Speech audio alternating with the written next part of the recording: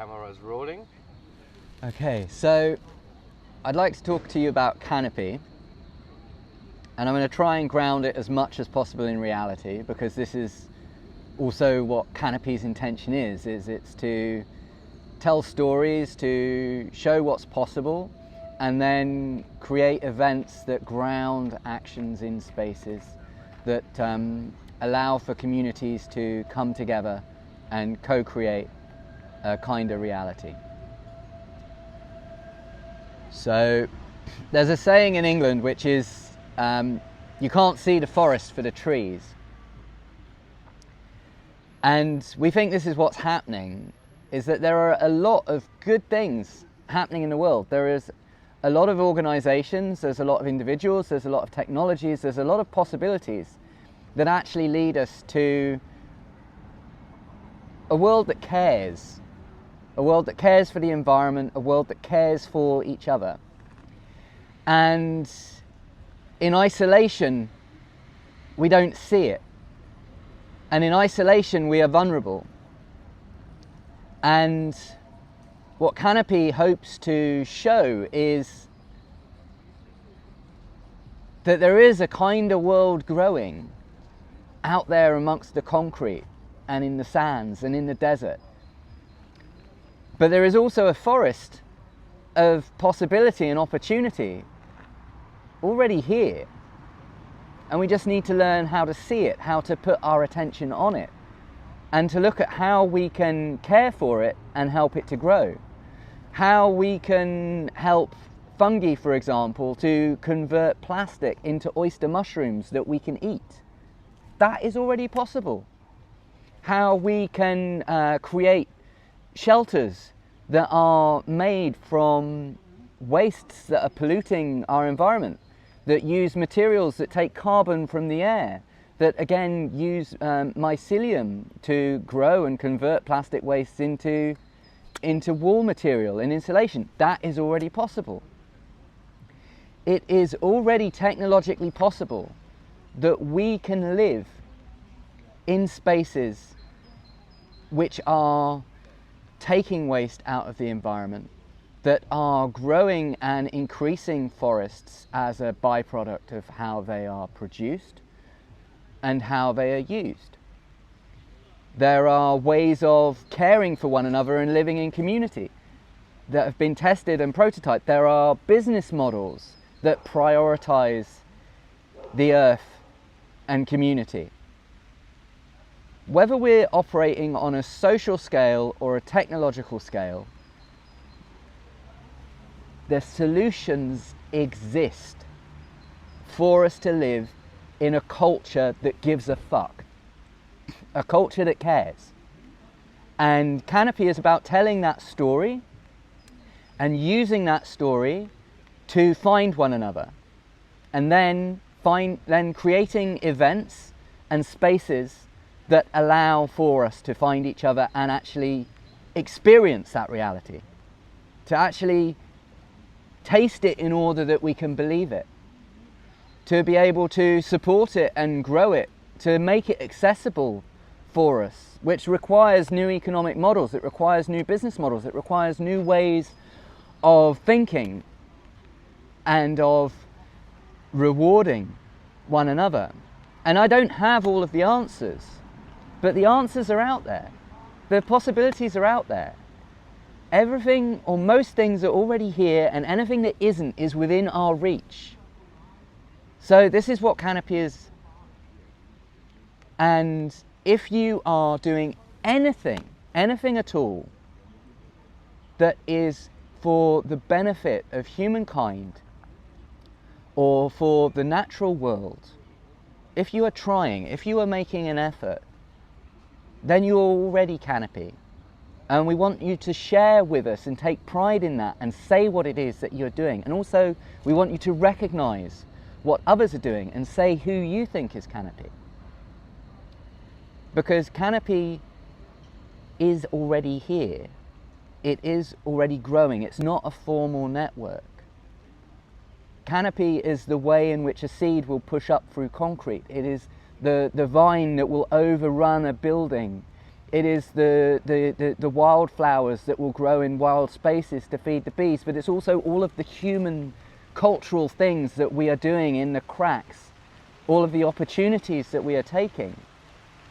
This is all Canopy. I really believe that we are not here to just extract. We are here not here to take, we are here to receive.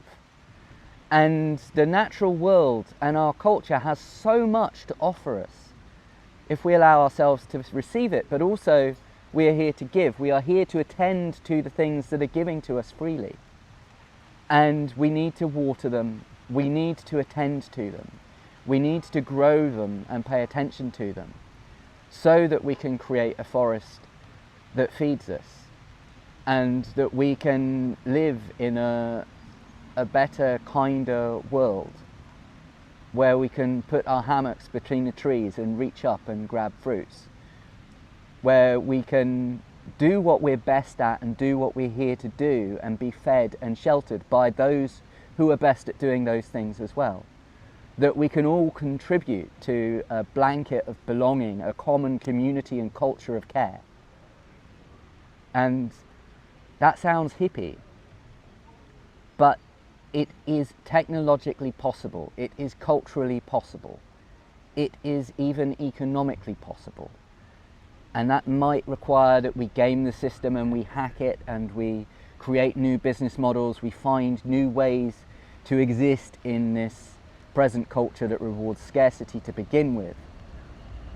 But we should strive and work together to create something different that rewards and cares for those that care for each other. And that in a nutshell is what Canopy is. If you identify with this, then record something, share it, link back to us, share hashtag we are Canopy. And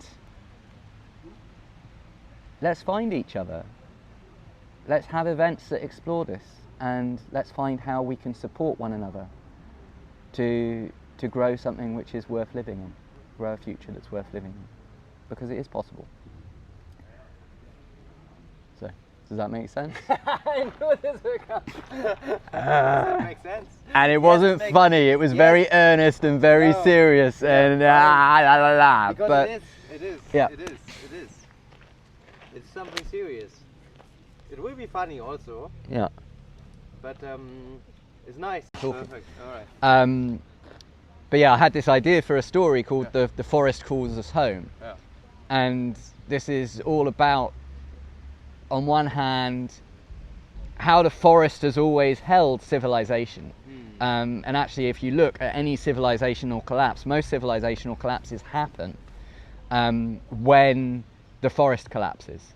So this has happened actually repeatedly through history. Many empires have fallen because they cut down all of the trees, because it was the trees that provided the buildings, it was trees that supplied the energy. Even today, the trees are supplying the energy in coal, and oil itself was a byproduct of the trees' destruction of the environment. But this is another another story. But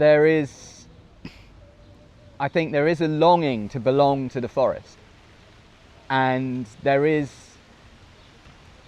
a desire to be in the natural world again, to be reconnected with it, at least in my own heart. And the forest does want to come back. If we look away for long enough, if we stop destroying the natural world, if we stop our cities from going around with pesticides and leaf blowers and everything else, and we allow the natural mess to return, the wildflowers will come back, the vines will overgrow. You look at any urban environment once it's collapsed and it's reclaimed by nature, and nature will come back, the forest will come back. It's just about whether or not we're a part of it. And I think that it wants us to be a part of it. We do perform a service. Humans are a keystone species. we are needed in the environment. Our hands and our minds and our eyes and our hearts and our bodies serve a specific function within the environment as caretakers, as shapers of the environment. We literally have mushrooms inside us. We are eukaryotes. We are part mushroom, part animal, part vegetable. We are nature's combination embodied, allowing us to enter into the landscape, to understand what it needs, to shape it and increase its capacity to carry us and every other life form on the planet.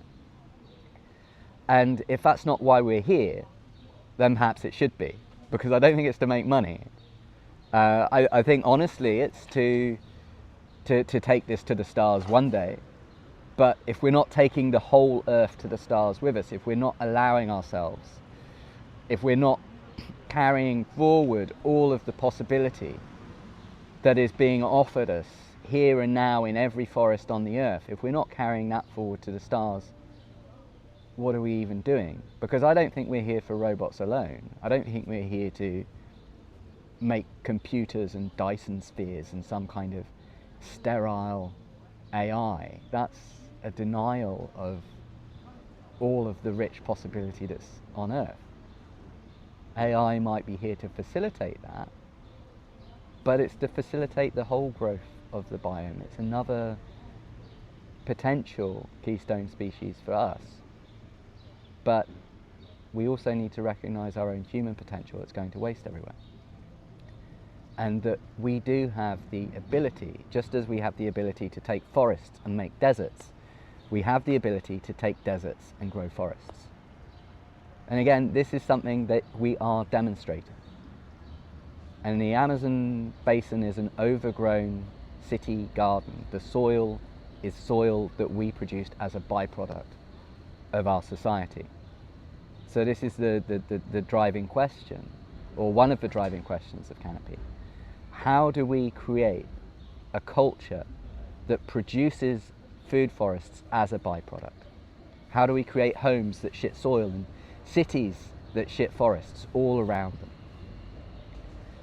Because when we do that, then we have the capacity not just to feed 8 billion, but more. And we have the capacity to free our full human potential then to explore the stars. And to do anything other than that is a waste. It's a fucking waste. It's a waste of all of the potential that we have. People struggling just to feed themselves, to house themselves, trapped in this endless cycle of poverty. And then on the flip side, like billionaires wasting their own opportunity just on getting on top and not able to connect with their fellow humans as equals because they're blocked by the barriers of status and money and inequity. That they're also lacking and they're also poor in deep ways that require them to do drugs or seek further status or mega yachts. It's really fucking sad. And we also have to speak to these kinds of poverty. There is more poverty than just the material. And it's the material that we feel the most, and it's the material that will kill us the most quickly. But spiritual poverty will kill your soul. It will make you a zombie. It will potentially lead to you killing yourself, or at least numbing yourself and not really existing. And there is intellectual poverty, the not knowing what is possible, the poverty of the imagination, the not seeing our full potential. And there are so many ways in which some are rich and some are poor, but collectively we have the capacity to increase the wealth for all and to create this culture of care. So we hope you will write this story with us, but more than just write the story, we hope that it will inspire you to look at where you fit to find your own place within both the present and the future, that we can actually ground this in reality and retrofit reality to make it kinder, to make it more abundant, and so that we can have more fun and fuck around without constantly being trapped in the matrix. So because we're not, we can plant these seeds and we can grow them. So yeah, anyway, that's it. Excellent. See, I want to speak to the billionaire, maybe to the billionaires, maybe if you're listening, because yeah, I don't think you have it all. I really don't, and I don't think any of us do, and we focus on resource. But also I think we should focus on potential and possibility. And I see so much potential and so much possibility in what you have to offer the world, and what you have built and what it could offer the world.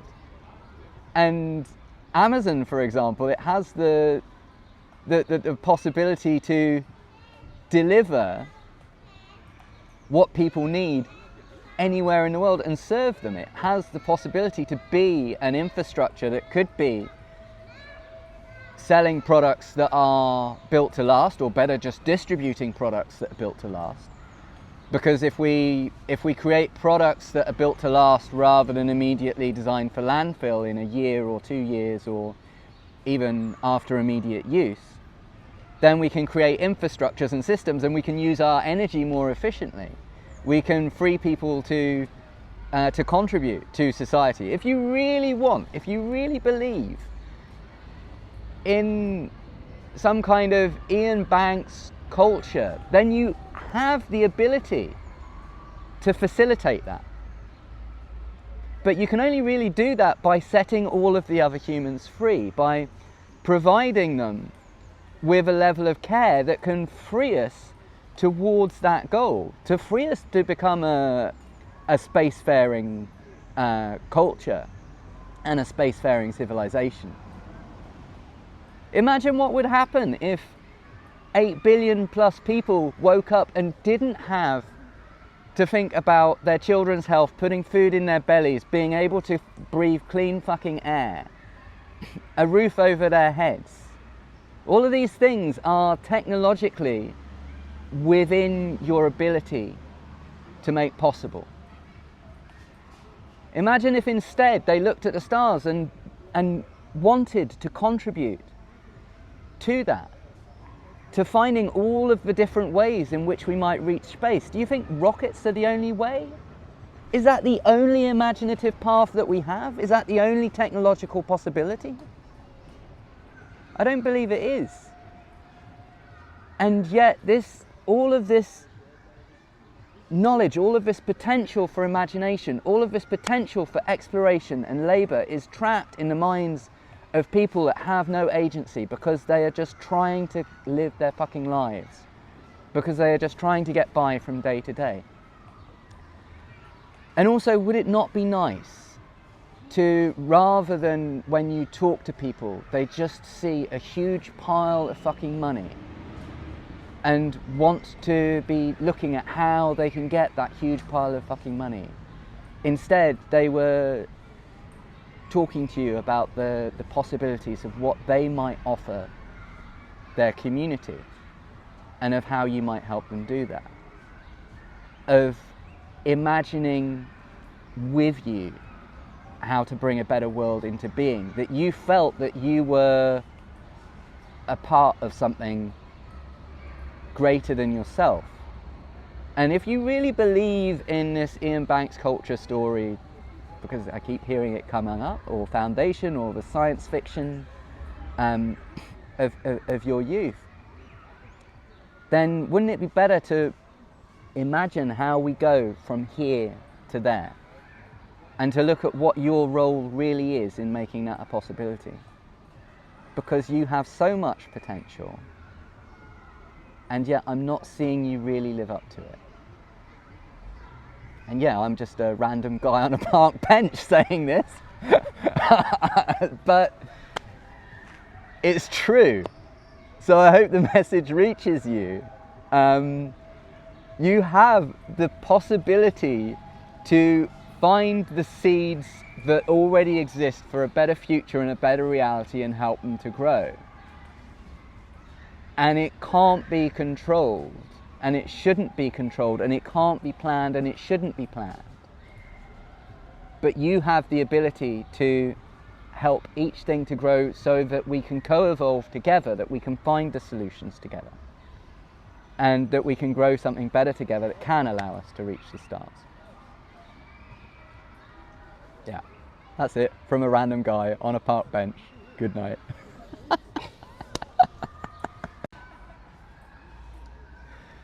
So I want to talk about modular commons and how it fits into Canopy. So it's one thing to talk about what's possible, and through telling stories we can give people an emotional experience of what's possible. And we hope that there are some storytellers out there, filmmakers, graphic designers, or just people using AI that also want to contribute to Canopy in this way, because when we tell the stories, and especially if we tell them in video and with emotion, then we can also inspire. But ultimately, nothing beats experience. Being able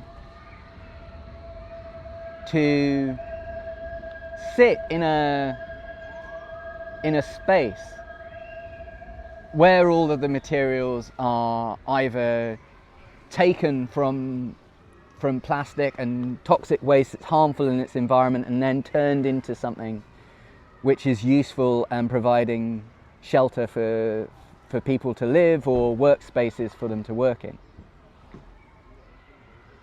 Or growing something in a way that locks in carbon, or creating something that locks in carbon and takes CO2 from the atmosphere. To be able to touch the walls, to be able to feel what it feels like, to be able to do every... I'll try and reframe this now. I'm going to start again. I think I might need a wee. I think also I want to talk to existing businesses. I think this is something to do before we get into the modular commons. I love it that you address someone directly with with a topic, to be honest. Yeah. This is very interesting. Like, yeah. Mm-hmm. Okay, because even... Okay. Mm-hmm. So I've talked already about, well, I've spoken to billionaires, and I've spoken to those of you out there who are really doing your best and trying your hardest in a system which is pretty much rigged against you, to grow kindness and to grow the natural world and to care for your communities. Now I'm going to talk to those who are perhaps seen and framed as the enemy, and I believe you're also trapped. I'm talking to the oil companies. I'm talking to the companies that are extracting and just making profit. And perhaps you're also like, you didn't create this economy that you have to survive in.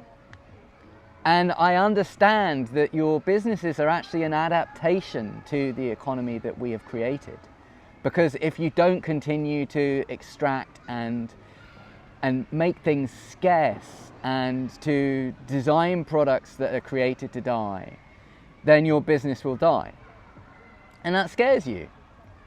Because you're worried, and naturally in this world that we've created, what happens if I don't have any money anymore? Nobody will catch me if I fall. I will end up homeless and on the street, or perhaps just with a little less that I'm scared to lose. And yeah, your business will die. And I think that's a good thing. I think businesses that harm the planet deserve to die.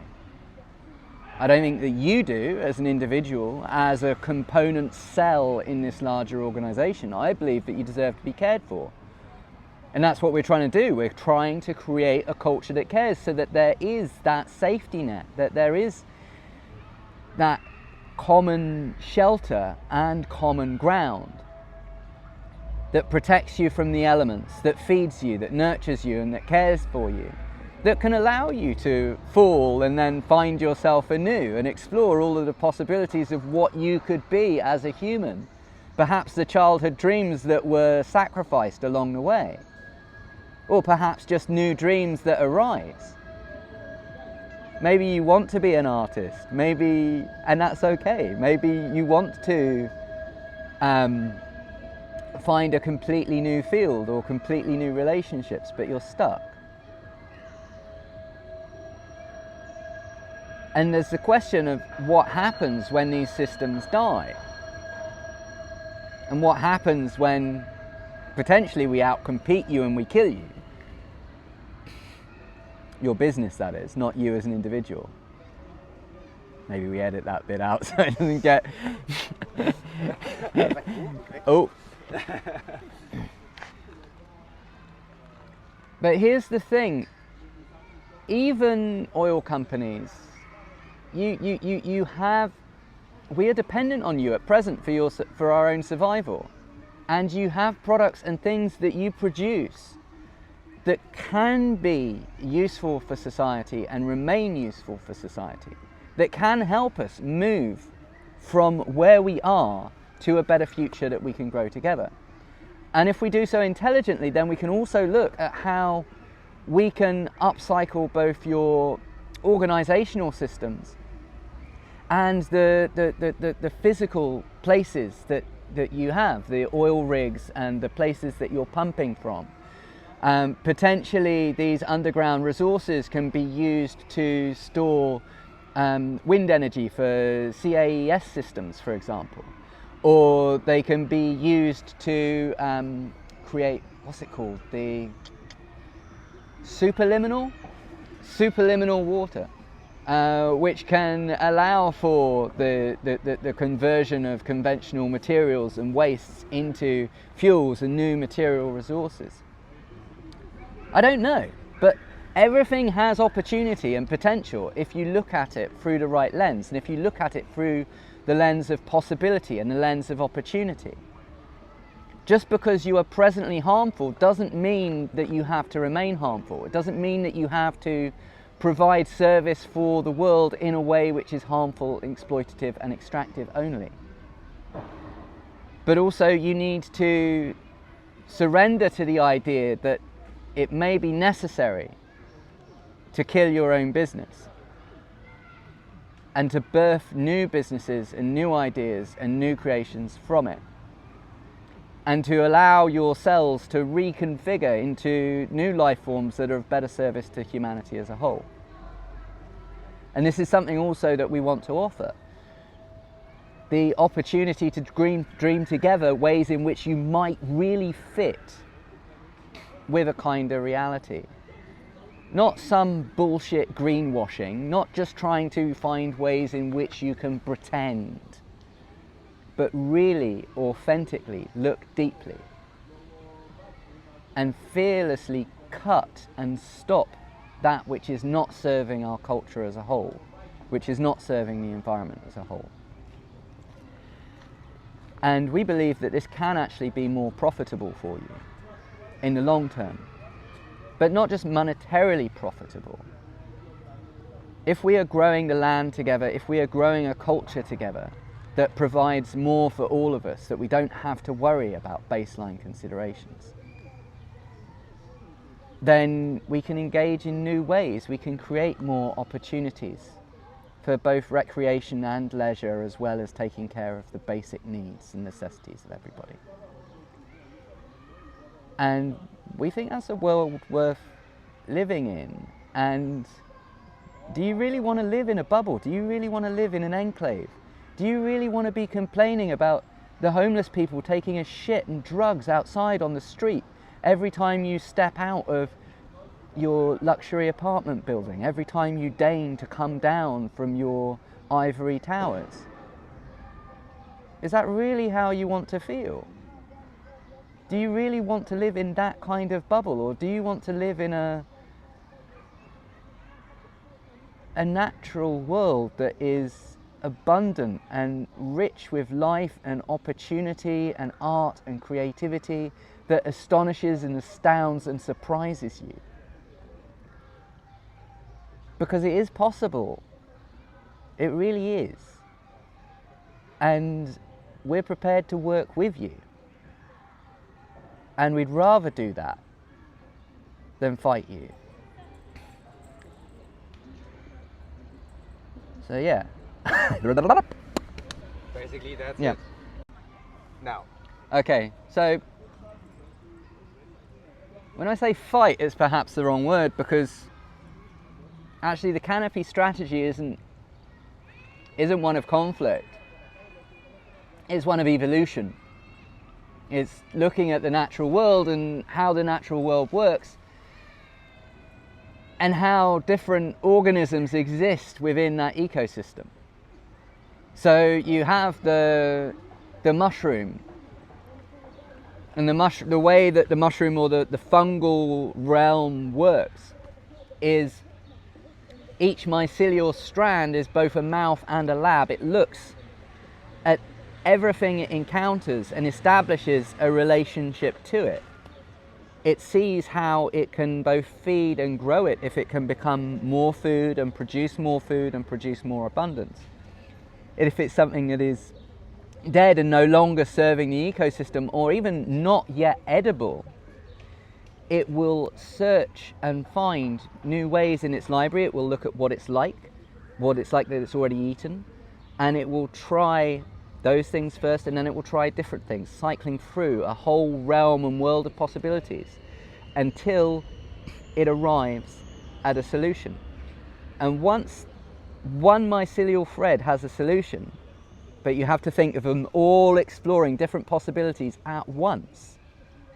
Once one of those threads identifies a solution, then every strand within that network gets an upgrade.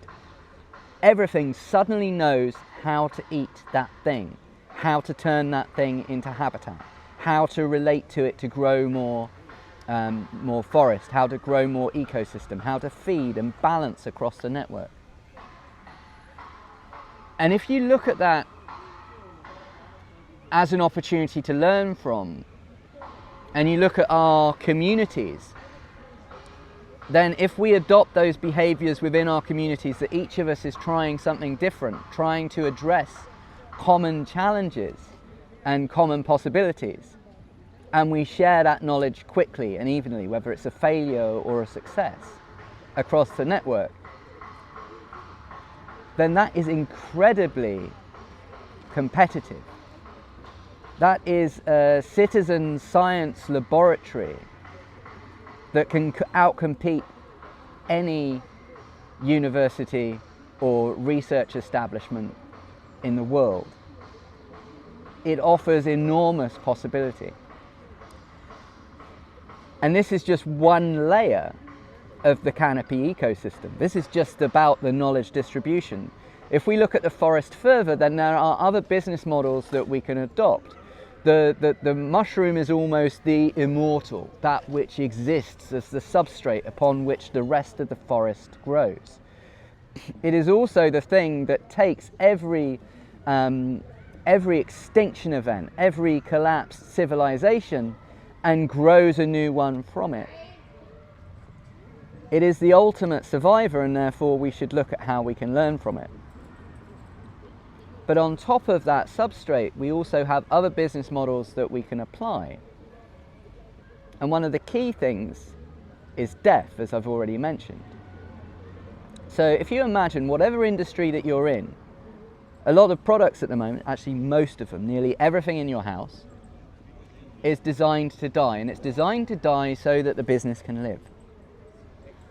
Now, I want you to imagine that you're a light bulb manufacturer, or a toaster producer, or a phone manufacturer, or any industrial product manufacturer at all. and a business comes into your market niche, and what they do instead is that they design a product which is designed to live.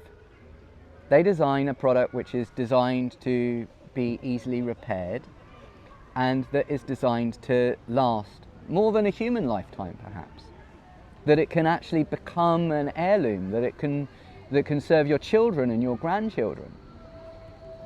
And maybe there's some infrastructures that support that, like fab labs and repair cafes and other industries and possibilities. But that device enters your market niche, and then the business dies deliberately. It satisfies everybody in the market, and then it dies. How do you compete with that? Your market niche has just been closed. That's it. End of discussion, end of opportunity. So you will be forced to evolve as such businesses evolve. And we're offering you the opportunity now. We're stating our intent. This is what we want to do. If you're working in those businesses and you've had enough, then come and work with us. Or perhaps if you're the CEO of such business, come and work with us and set yourselves free early, because once this enters your market niche, you are fucked. But if you take the other approach and you give the market actually what it wants, products which are designed to last, and as a result of being designed to last are better for the environment and better for the people, that's really what the market wants. The market doesn't want your disposable shit every month. Give the market what it really wants. Allow us to help you to do so. You will destroy your competitors and you will establish a relationship with the market that gives them trust in you. A real, honest, authentic relationship. And then you can look at what next. What is the next thing that we can produce to meet human needs? And then you go to the next, and go to the next, and go to the next. And eventually, we don't need to play this game anymore. Because humanity has all of the infrastructures it needs to work together to provide the shelter, the information systems, the level of luxury that we might desire. And then we can just stop all of this nonsense and just make music and art all reach into space. And so this is an opportunity for your business to work with us. And DEF is one part of the system. There are different services. Not everything can be built to last as infrastructure, but we can also work intelligently also to create more free time and more possibility. So for example, we can learn from the bear and we can make business for half a year and then hibernate for half a year, as we used to do when we used to work with the seasons. Work for half a year and then you have the cold winter months where you snuggle up and celebrate and have festivals and spend time together. We can also learn from the cicada, and we can produce things that last for 25 years or so, but we might need to reawaken the business, or we might want to reawaken the business because the global population has increased, or just simply as a hobby in order to keep the knowledge alive in the culture, which is also important, that we don't forget what it is that we know, and we don't forget how we can look after one another and how we can produce these technologies. So the cicada business, you meet the niche and then you put it to sleep, and then you pass it on to the next generation in 25 years or so, much like they do with, or they used to do with, Japanese housing. There is the goose model, where you migrate and you travel from community to community to community and meet the needs and demands of that community with every space that you meet. There are lots, or a beaver business, where you create a habitat and an ecosystem where you are continuously serving the market and cultivating it, or harvesting abundance, or creating a habitat, which might be a better analogy for food forests and things like that are actually meeting our food needs and but also our shelter needs. Like what if you were to create a space that provided food and shelter and took care of all of the business needs for people that are working in this field of regeneration and building common care and common systems of care. And this is what the Modular Commons is about, actually, which is one of the pioneer ideas from Canopy. It's creating these spaces where you can live in a regenerative future today, that everything you do, from taking a crap to the community supported agricultural food systems that feed you, to the offices being constructed from mycelial materials or concrete locking in carbon, or textiles, fabrics, flooring made from waste that's taken from the ocean, and everything in between, looping water systems, like the works, is acting in a way which is positive for the planet and community. And ultimately, whilst we will begin with co-working, we want that to be a system of co-living, where you can live in that reality. And a lot of people, I feel, would want to live in that reality, where they don't have to worry about all of those things, and they can just focus on the thing that they're good at and be cared for in everything else. And this is how we can create better cultures with lower costs also. So this is why we're trying to grow this modular commons space, or actually multiple places that we can anchor throughout the world, that also our communities will be able to travel, that they will be able to connect with other spaces and locations, that they will be able to identify and learn from other communities. And in not having to worry about all of the other bullshit of living, be able to innovate faster and with lower costs and greater opportunities for both learning and with the markets that they're connected to, because the Modular Commons is connected to the Canopy culture that we're trying to grow. And also everybody that's dwelling within the Modular Commons is naturally a market for each other's services and each other's opportunities. And potentially allows us even to explore new economic models and new monetary models. So, yeah, does that make sense for the Modular Commons? Yeah. Okay, camera rolling.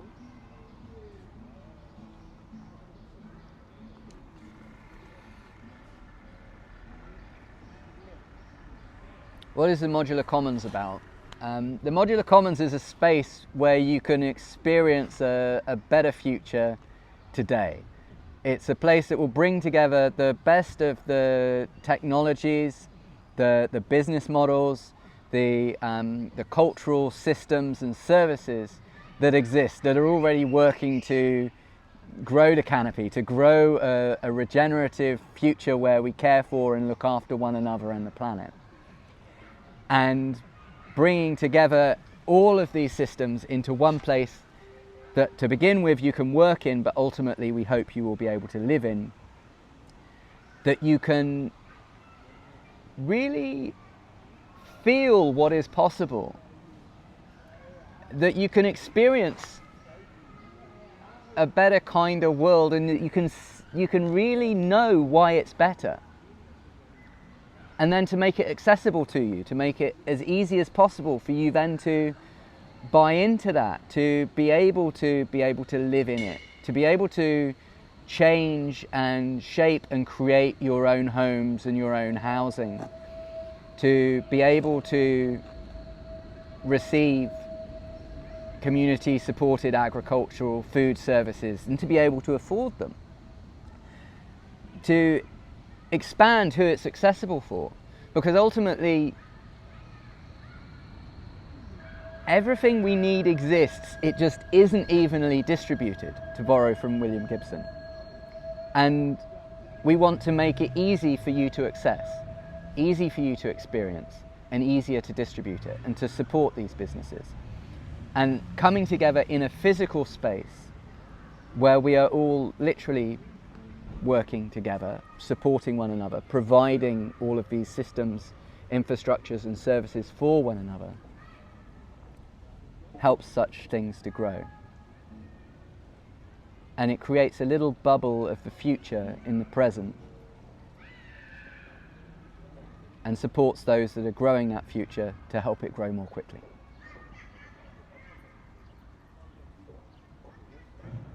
Did that make sense, or is it still too abstract?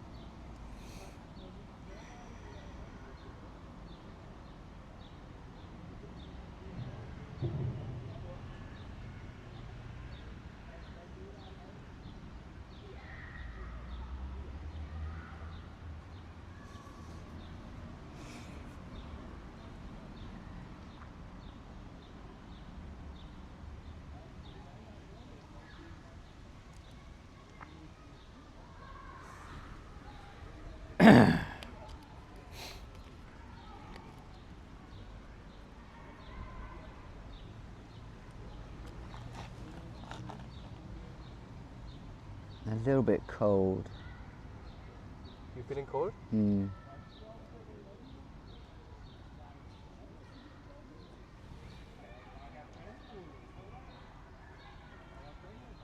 Wondering if there's somewhere in the sun that's maybe a bit warmer.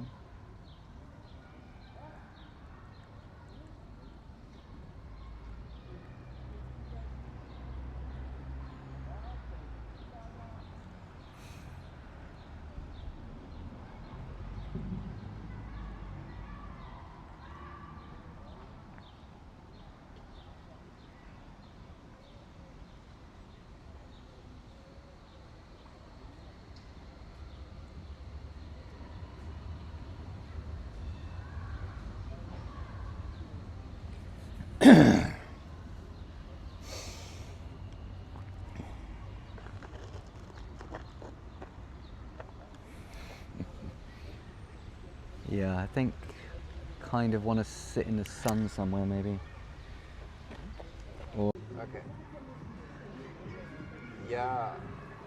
okay, so what is the Modular Commons and what does that experience feel like? So the Modular Commons is a physical space that takes unused urban properties, so things like warehouses and empty office blocks, and then we fill those spaces with modular architecture, allowing us to convert these spaces very quickly and relatively cheaply without having to change the infrastructures of the buildings that there are. This also allows for us to adapt better to the needs of the startup communities that we are serving and the businesses that we are serving. And it allows us to effectively use properties for short-term as well as for long-term developments. It is a space where we are prototyping what a Canopy future might look like, what the full stack of a regenerative lifestyle might be. Everything from the way in which you take a shit all the way up to the things that you eat and the shelters that you live in. Everything that we include is carefully curated to maximize the growth of food forests and minimize environmental harms. Now, what does that look like? We are still evolving it, but this is a taste of some of the things that you might find in the space and some of the experiences that you might find also as a co-working space that differ from normal co-working spaces. So, on entry into the modular commons, you find an interactive map which is projected that shows where everybody is located and what they are working on, if they are available to you. No, I'm not going to do that, that's silly. Maybe I am, maybe I'm not. I don't know how far to take it. Yeah, exactly. All right. Exactly.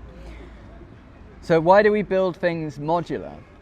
The reason we build things modular is it maximizes adaptability. As your business grows, or ultimately as your life changes, your needs will change.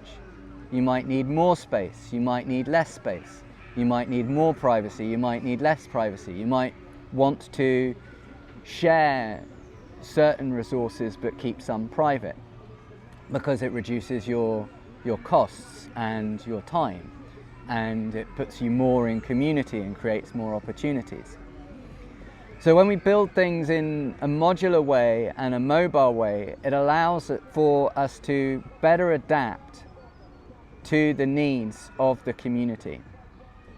If we have an event in the space, it might be that we move all of the rooms to the edges of the space to create a larger area that we might have a party in or celebrate around. Likewise for conferences and things of that nature. And this allows for the space not to go to waste. It creates more opportunities to use the space in different ways. And most importantly, the ability to adapt means that we are able to continuously improve the products that we are offering and the services that we are offering within the space with the minimum of energy. And we can ensure that when we no longer need those materials, they can be put into other rooms and other spaces and put to other uses. So this modularity makes it easier for us to evolve and easier for us to grow, and as a result it offers an adaptable infrastructure for us to explore what a better regenerative reality looks like. And this modularity we apply at every level. It's not just the physical infrastructures themselves that we live in, it's the plumbing and electrical systems. For example, such systems already exist in boats and for yachts and mobile dwellings. Why not bring them into the conversion of existing urban offices and warehouses?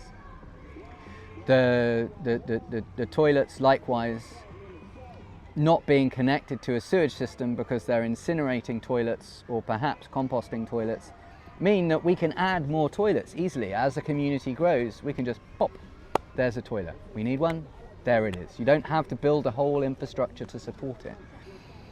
And this is also an element of that modularity. But likewise, your business itself can be modular. Why does your accounting, your marketing need to be something which is internal or something which is only for your business?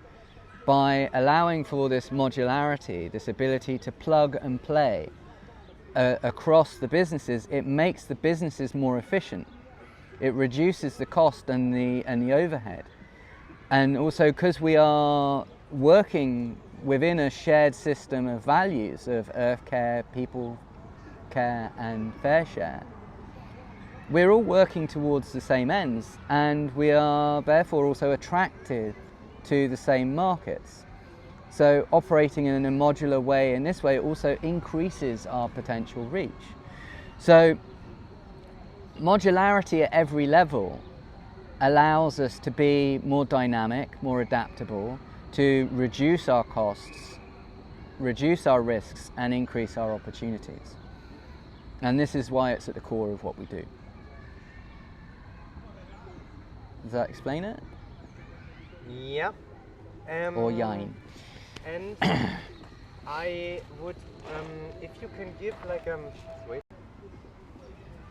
So how do Beenius and Infinity tools fit within the modular commons? And I think this is an interesting kind of Canopy case study in a way, because we're looking at how different projects can collaborate and what opportunities they can create for one another. So on one hand, you have all of the possibilities of stone paper by having stone paper within the modular commons as something that the community can access. Then this is a shared resource for sketching and imagining that can be wiped and reused and returned to the material library, which reduces the material costs for every business that is existing within the modular commons, and also reducing the environmental impact, actually creating a positive environmental impact, because you're taking wastes and creating infrastructures, which is the beauty of stone paper, as we've spoken about before. But also the Beenius' ability to facilitate prototyping. Say this again. Yeah, please. that's what I was going to do. Also, Beenius' ability to facilitate prototyping allows for the community actually to co-design the modular commons space, to map out where domes and hexa homes and wiki houses and modular mobile systems can be placed within the space. Sometimes just using the sticks and the beeswax, sometimes also using laser cut custom designs or cardboard designs that we can move around and position in the space. And this can actually create an interactive microcosm of the modular commons space. If you imagine that within the place there is always a smaller place that you can interact with and engage with, that you can provoke and sketch upon, that you can give direct feedback to the space physically, that you could say, oh, I think we should have a dome in this corner, and you can actually physically build that dome in that space, in that corner, in a few minutes, that you can draw on the space itself and sketch out where you think a new reception area might be, and solicit feedback from the community, that we can gain these experiences through action, that we can talk about things in the physical world that we know that then as a community we are actually capable of building, because it's a modular system and because it's something that the community itself knows how to produce. The expertise exists within the community, right the way up to the level of materials, that we can even bring other materials into the space, that we can touch those, we can play with them, and we can consider how they can also work within the different layers of the modular commons, what services we can bring and plug in, what are the different things that we need to plug and play into the community. I've steered away from Beenius a little bit, but these are all things that we can sketch out, we can explore, and we can prototype through these kind of processes that are built on action and prototyping and exploration and experience, rather than on discussion, which is really at the core of what the modular commons is about. That we don't come at it thinking that we know what is best. I mean, obviously we have to think we know what is best to build the core and to begin. But because it's designed in a modular way, because it's designed to be adapted, it's designed to be evolved, we ultimately don't know what shape it will take. The shape that it will take will be in direct response to the needs of the community of businesses that dwell within it, constantly improving, constantly getting better, constantly making their lives easier to spread the technologies, services and ideas that we want to share in the world. Can you say something about the opportunities that you can provide with Beenius, or the community can provide with Beenius, of coming up with new and inventing new structures, modular common structures and so forth and so on, like, you know, evolving the place through the inventions that are collectively made in the space? I thought I did, but did I not? Not so much? Not so much. Okay, because I was talking about repositioning rather than reconfiguring. Yeah, exactly. You were okay. like, okay, we can reposition the existing things, but really the beauty is, I feel like, to really come up with new things. That people were not thinking of before. Yeah. Okay, no, this is true.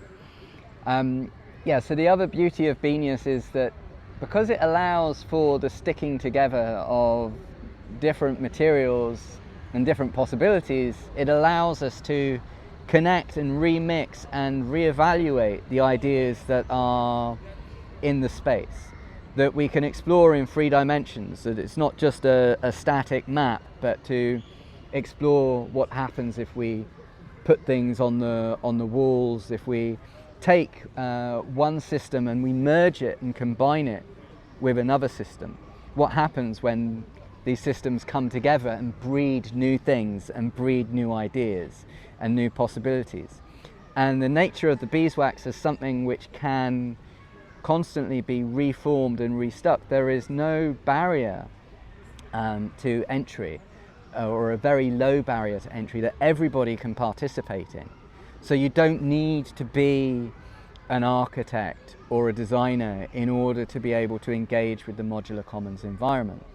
That you can come in as somebody who is completely inexperienced as a maker, and you can make and reshape the space to show other people what it is that you're thinking about, to be able to directly communicate in the physical world, so you can give people a small scale experience that can then lead to inspiring them to create something bigger and new together.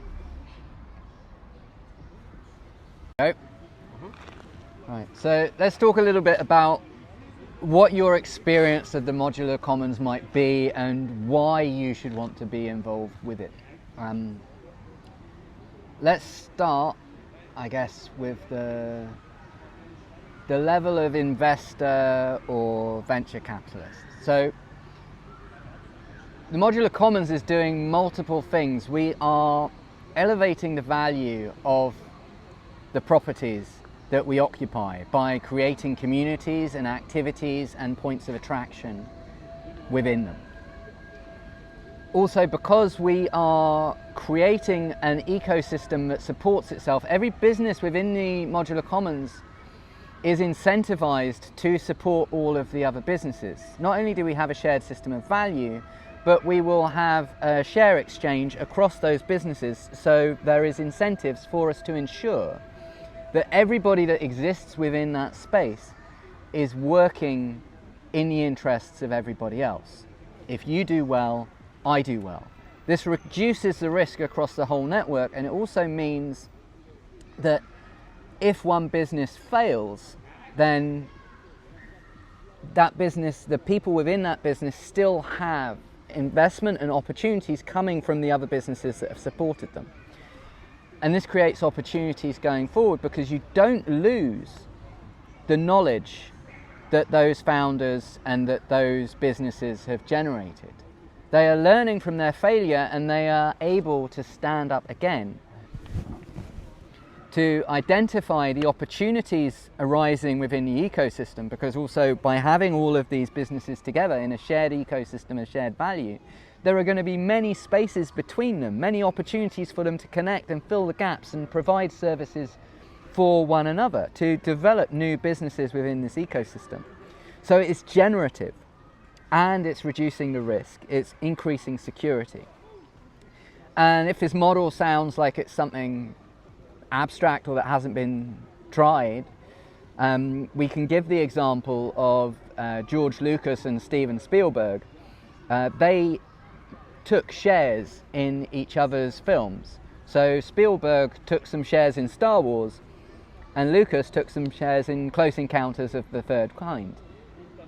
And Spielberg's shares in Star Wars created so much opportunity for that success that Spielberg could then go on to make more radical films and take risks as a director. The same applies for entrepreneurship. If we all create a common foundation and a secure foundation for entrepreneurs, for inventors, for explorers of new possibilities, then we create more opportunities. And as an investor, that is better for you. It's doing what you do. You distribute your risk across your ecosystem of startups. But having all of those startups in one shared space with a shared system of value and shared opportunity, it elevates the opportunities and it reduces the risks. So this is why you should want to invest in such possibilities, and also not to mention the opportunities in property and elevating the value of property. If you're a landlord, then our modular commons system allows for you to convert wasted urban architecture that would be incredibly costly for you to renovate, that you can have those spaces being used and of use either for a year or 2 years before something else happens to them, or allowing you to discover new opportunities for those spaces that serve the community and bring you money, rather than sitting there empty or costing you a lot of money to develop. And by supporting the modular commons, you're also supporting an ecosystem that is constantly improving to allow you to do that better and cheaper and more efficiently, whilst again simultaneously raising the value of that space within the community and not detracting from any of the spaces that are outside of that. So also it's not creating a housing shortage, it's creating an increase in potential land and potential possibilities. If you are an established regenerative business, then tapping into the modular commons, it connects you to a community and a market. People that are going to want to buy your goods and services. We will be connecting also with architecture students and designers and various different practitioners that are interested in regeneration through events and through the space itself and through the cafe. And having those direct experiences, it raises awareness of what is possible using the technologies and tools that you have. And by giving people a direct experience and an encounter, then it reduces their risk of buying what it is that you offer. It increases their attraction and their desire and their awareness of a possibility. Stuff you just can't do this online only.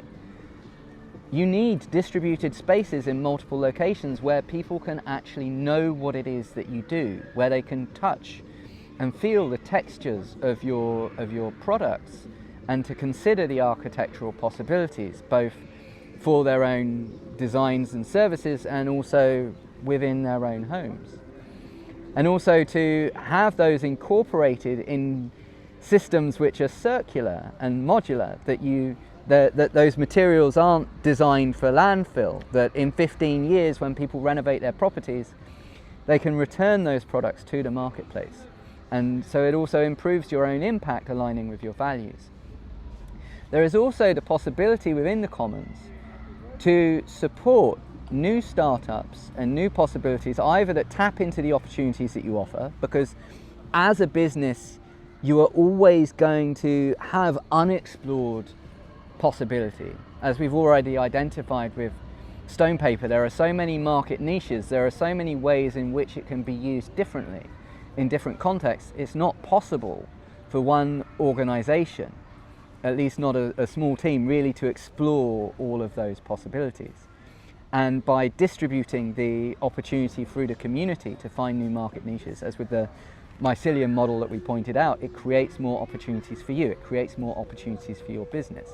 So by supporting other services and startups to use your technology or to create new businesses, to actually give birth to perhaps what will succeed you, to what will come next, it allows for and creates a more resilient ecosystem of services. It allows for you to succeed even if your business fails. And again, it reduces the risk and increases opportunity.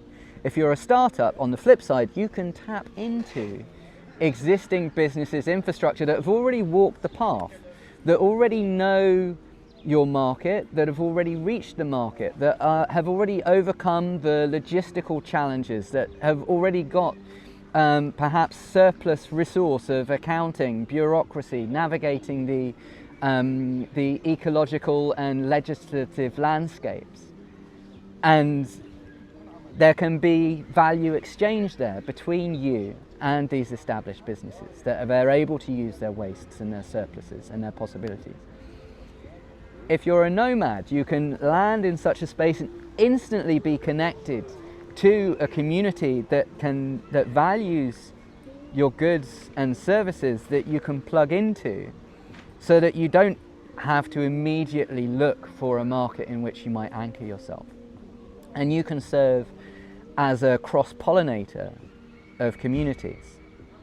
And in this way, by looking at how everybody within the ecosystem can serve one another and support one another at every level, that we're living within structures that are created by the businesses within the modular commons, that we're receiving services which are a part of the modular commons, that we're cultivating opportunity for one another whilst reducing the risk. This creates an ecosystem that makes us all stronger. It lowers all of our risks. It allows us to create more opportunities and possibilities, and therefore increases everybody's chance of success. Does that make sense? Yes. Sorry, it's my catchphrase. Does that make... Shall I maybe show the full stack?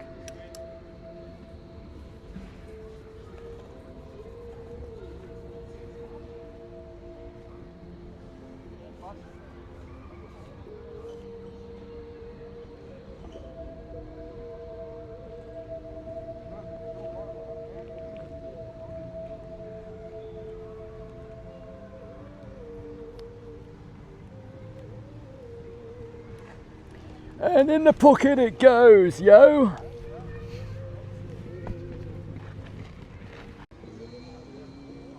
Just say something? Something?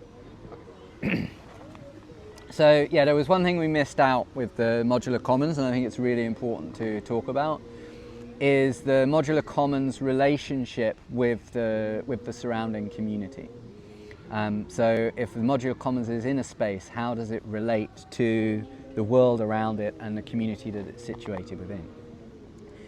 And there's two elements to this, and it needs to be recognized. So one element is relationships to the land itself, and whilst I spoke to landlords, I think ultimately our goal should be land trusts, that both the community that is occupying the modular commons and the surrounding community are co-invested in those spaces. So as the value of the property increases, everybody wins. And the other element is that the modular commons communicates its needs to the local community, so to create opportunities for goods and services, that it can grow food more locally to offer to the communities within the modular commons, but also that the modular commons itself can serve as an anchor point for community events to help the community that it's occupying move towards a more sustainable and more regenerative and ecological future that cares for that community. And also to create space for the community to communicate its needs. Because that also creates market opportunities for entrepreneurship and entrepreneurs, startups and innovation within the space. that we establish dialogue with the people in surrounding areas, but also directly with the land in the surrounding bioregion, with the trees and the natural beings that are in that surrounding environment. And we look at all of those possibilities. So the Modular Commons is, to some degree, a seed pod for Canopy, and it's important that it relates to its surrounding bioregion and the possibilities that the places where it is offer, and also the needs that they offer, and to create and facilitate that growth, not just within the space itself, but to increase that abundance for everybody in the surrounding area. Okay. I still have a question. Yep. How does the Modular Commons help to grow food forests? How does the Modular Commons help to grow food forests? This is a great question. I refrained from swearing there, but you can imagine it's in there. You can hear it in the gap. So the Modular Commons helps grow food forests by creating systems that produce compost and fertilizer from the shit. Also compost and fertilizer from the food wastes, both within the cafe, perhaps the restaurant, and ultimately the community and individual kitchens within the commons.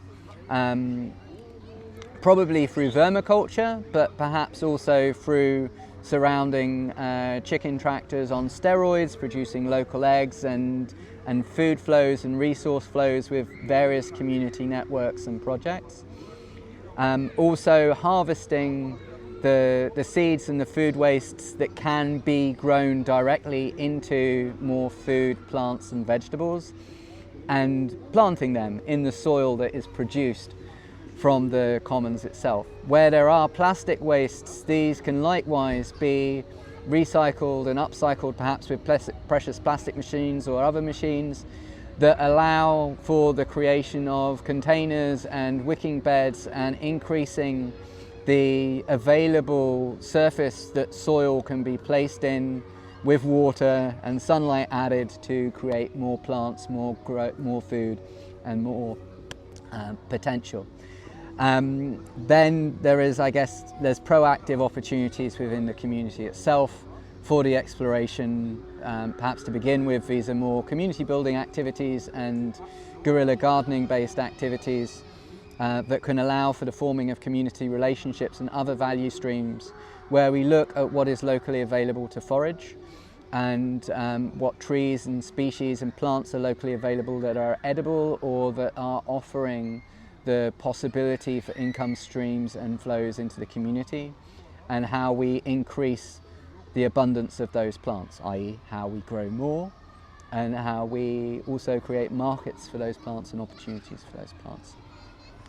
So ultimately, yeah, it's about, one hand, it's about the resource flows and the value flows. It's also about the perception, how we show people what is possible, and the ways that we have of seeing and of creating that invitation and that market opportunity that encourages everybody around us to grow food forest wherever they are, as either an immediate investment, well, not immediate, but over the course of a year, or perhaps as an investment in their future, because there's not many of us that have a retirement plan at our age anymore, or not one that we can trust in.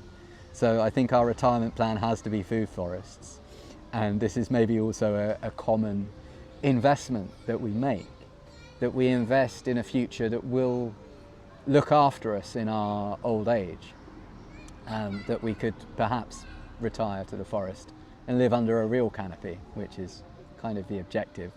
Either grow the canopy in the city, grow the canopy in the rural, and ultimately that we all live under canopy and that we all get what we need.